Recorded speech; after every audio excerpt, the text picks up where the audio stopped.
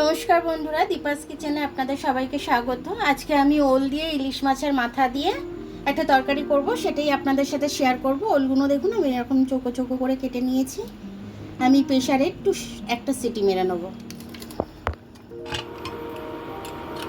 আমি ইলিশ মাছের মাথাটাকে নুন হলুদ মাখিয়ে নিচ্ছি, ভালো করে ধুয়ে নিয়েছি। আমি ভিতরের কানকোগুলো আমি ফেলে দিই, মাছের রাখি না, আষ্টে গন্ধটা বেশি ছাড়বে বলে।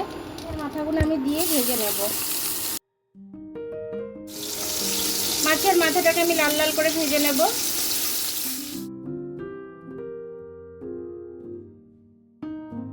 মাছটা ভাজা হয়ে গেছে, মাথাটা আমি এবার মুড়োগুলো তুলে নিচ্ছি।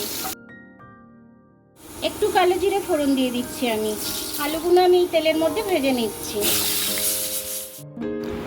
আলুটাকে আমি নুন দিয়ে ভেজে নেব, ওলটা এখন দেব না। আলুটা ভাজা হয়ে গেলে ওলটা দেব। আমি একটু সর্ষে গুঁড়ো দিয়ে দিচ্ছি। সর্ষে গুঁড়োটার মধ্যে আমি একটু নুন দিয়ে দিলাম, হলুদ গুঁড়ো দিয়ে দিলাম, একটু জল দিয়ে দিচ্ছি। জল দিয়ে এটাকে আমি ভিজিয়ে রেখে দেবো।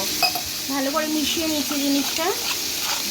সর্ষেটা ভালো করে মিশিয়ে নিলে সর্ষের ঝাঁজটা খুব সুন্দর চলে আসে, মনে হয় যেন ঘরে বেটেছি। এই কাঁচা লঙ্কাটা আমি মিক্সিতে পেস্ট করে নেবো। লঙ্কার পেস্টটা আমি দিয়ে দিচ্ছি।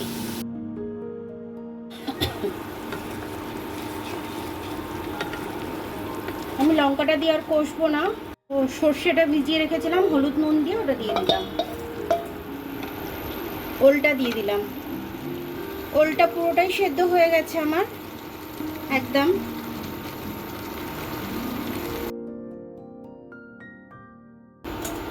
জলটা দিয়ে দিলাম। আমি মাছটা আমি একটু ভেঙে নিচ্ছি, ভেঙে নিয়ে দিয়ে দিচ্ছি।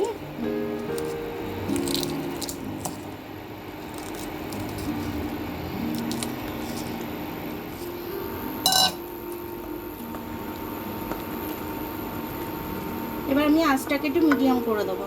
এটাকে আমি চাপা দিয়ে দেবো। এবার আমি তরকারিটা দেখে নিচ্ছি। পেঁয়াজ টিয়াজ দিইনি, তার সাথে ওল আছে, ওর জন্য একটুখানি চিনি দিয়ে দিলাম স্বাদটা ব্যালেন্সের জন্য।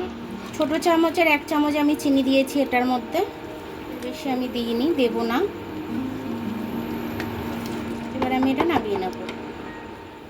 দেখুন আমি মাখো মাখো করে তরকারিটা করেছি ইলিশ মাছের মাথা দিয়ে আর ওল দিয়ে। তরকারিটা কিন্তু খুব সুন্দর হয়েছে। এরকমভাবে আপনারা করে খাবেন, খুব সুন্দর লাগবে। খুব তাড়াতাড়ি রান্নাটা হয়েও যায় আর খুব ঝামেলাও নেই রান্নাটা।